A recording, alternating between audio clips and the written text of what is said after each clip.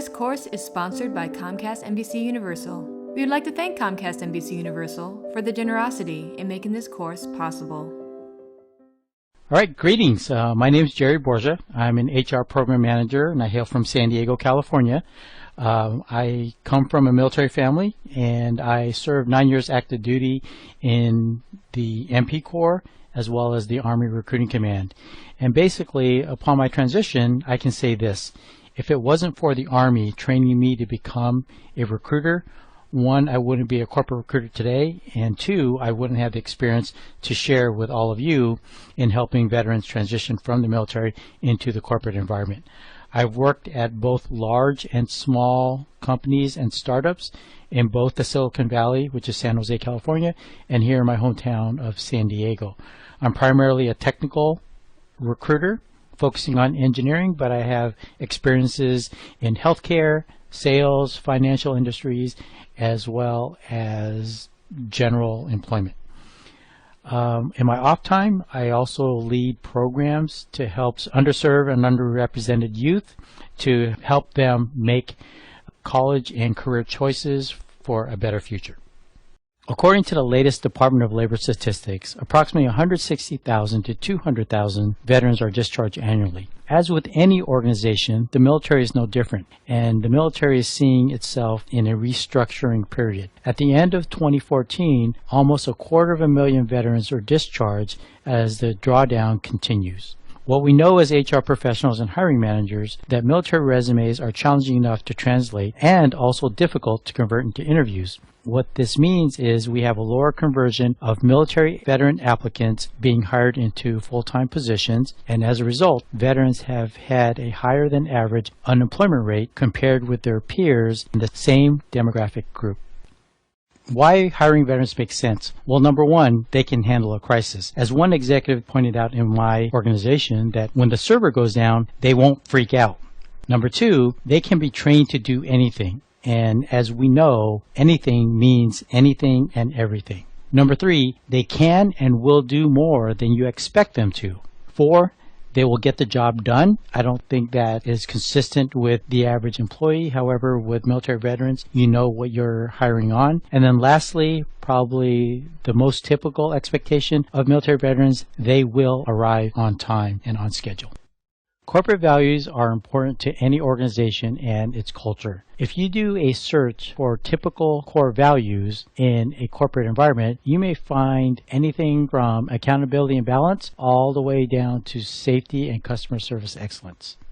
The military is no different. The military has core values of its own. I did a search of the 5 major branches of the armed forces, and you can see that their core values include commitment twice, courage 3 times, duty 2 times, honor 3 times, integrity, loyalty, respect twice, service 3 times, and situational awareness, which basically translates to safety. Many of the corporate core values that are prevalent in industry are also found in the military. For example, community translates to duty. Leadership means personal courage, standing up for what is right. Ownership is loyalty, owning something, being accountable to it and to the mission. Safety equates to situational awareness, and customer service is service in general. Even though we've just shown that there are many similarities between corporate core values and military core values, military stereotypes continue to exist. The primary reason is the media. People don't know what they don't know. Society doesn't know what it doesn't know. They only know what is prevalent, what is shown in TV, the movies, as well as online sources. For example, military people are too rigid and serious. They only know one way to do anything. Well, you're going to find that in any organization. You're going to have your people, you're going to have people who are focused and have great attention to detail, and you'll have your leaders and you'll have your followers. Number two, military people never had to think outside the box. They only had to give and take orders. Again, you'll find that in any cross-section of society. But what I have also found that military veterans have that sense of flexibility, because oftentimes they're expected to be leaders, but they're also great followers and great team players as well. Number three, military people are unwilling to learn a new culture. This couldn't be further from the truth, because every day our military veterans are deploying overseas to other countries, working with different groups of people, and you just can't say that they're unwilling to learn new culture when this is part of their daily life, this is part of their everyday mission. Number 4, military people had unlimited resources and money, people, and equipment. Well, we know that the military is funded by the government, and oftentimes money simply isn't there. Veterans and military organizations have had to make do with the resources and equipment that they have, whether or not the budget was approved. The military also has specialized sections, or shops for short. They are numerical in number. For example, the one shop, simply called the S1 for the Army and the Marine Corps, the N1 in the Navy, and the A1 in the Air Force, specializes in HR. The adjutant, the personnel or manpower, administration, policy, and protocol.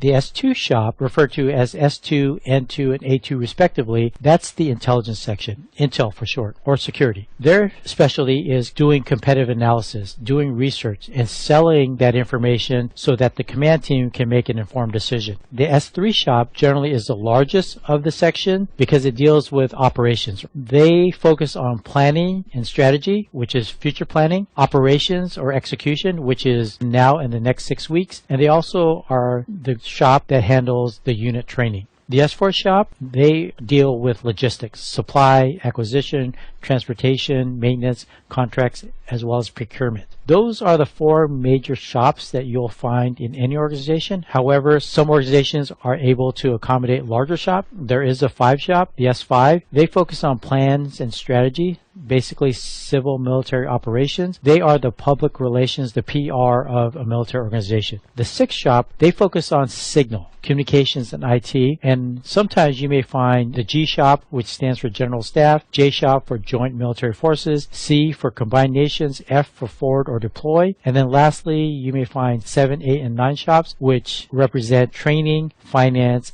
and civil affairs respectively.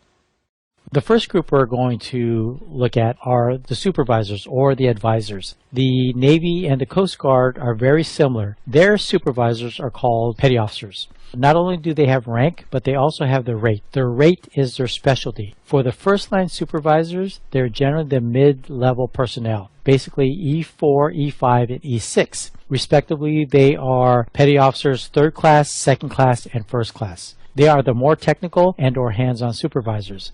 The senior supervisors, the E7s, E8s, and E9s in the Navy and the Coast Guard are referred to as chiefs. They could be senior chiefs, master chiefs, command master chief as they go up in rank, and the higher they go, the higher in the scope of responsibilities that they have in the Navy and in the Coast Guard. For the Army, the Marine Corps, and the Air Force, the first line supervisors are referred to as non-commissioned officers, NCOs as you might know them. They go by rank. Their rank is very similar to the structure of the Navy and the Coast Guard. Their mid-level supervisors are E4 and above, the E4, E5, and E6, and this is where you hear the titles such as corporals and sergeants. And much like the Navy and the Coast Guard, they also have senior supervisors. Their ranks range from E7, E8, and E9. Some of the titles that you may be familiar with are Gunny for the Marine Corps, First Sergeant, Master Sergeant, Sergeant Major, Command Sergeant Major.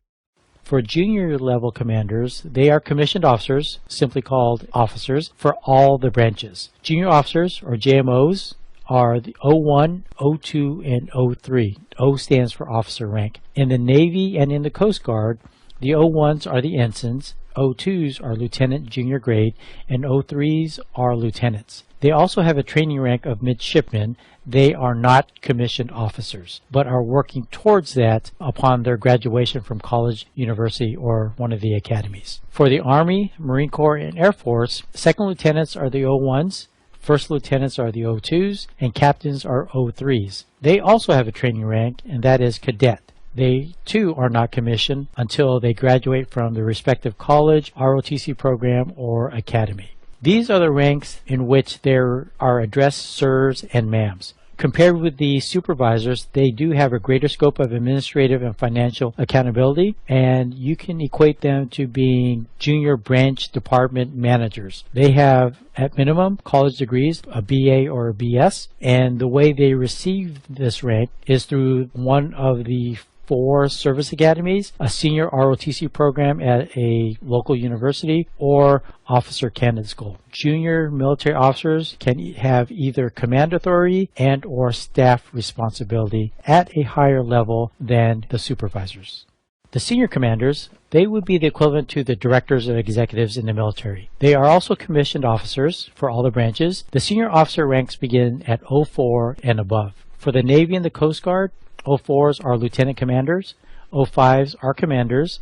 They would be the equivalent of a director in a civilian environment, and then the 06s are captains, and the admirals begin at 07 and above. They are the executives in the Navy and in the Coast Guard. For the Army, Marine Corps, and Air Force, they have a different title structure. Majors are 04s, lieutenant colonels are 05s, and then 06s are colonels, and generals start at 07 and above. They are the executives in the Army, Marine Corps, and in the Air Force. And they have an even greater scope of administrative and financial accountability than junior officer ranks and enlisted supervisors. They would be the equivalent of a senior regional or business unit manager, the directors or executives, and they generally have higher level advanced college degrees, and they have a greater scope of responsibility in command authority and or higher level staff responsibility. In between the two groups, we have the warrant officers. They are the technical experts in their particular field. Warrant officers or chief warrant officers are in all the branches except the Air Force. To be a warrant officer, you must be prior enlisted, and when you become a warrant officer, you are above the most senior enlisted rank, cadet, and midshipman, but below the most junior officer. Warrant officers are highly skilled, single-track specialty officers. Some of the areas in which they are specialists are maintenance, logistics, security, military police criminal investigators, aviators or pilots, and also engine room experts. They are usually addressed as Mr., Miss, or Ms., and on occasion, depending on the branch, sometimes they're even called Chief. Not to be confused with chiefs in the Navy and the Coast Guard. They generally have advanced college degrees, and they also may have command authority, but their specialty is that they are the experts in their given field. And finally, we have the doers, or the grunts as we call them. They are the entry-level military personnel. They generally have less than 2 years of service, and they are the rank of E3 and below, E2 and E1 trainee. They also have different titles depending on the military branches. You should now have a greater understanding of the 5 military branches of service, the various sections or shops in the military, the differences between enlisted and commissioned officer personnel, the differences between directors and managers versus the supervisors versus the grunts, the differences in scope of responsibilities, 3 objectives for interviewing military veterans, sample questions for each of these objectives, sample core competencies for you to refer to depending on your actual role, and recommendations when regrouping and evaluating the military veteran candidate.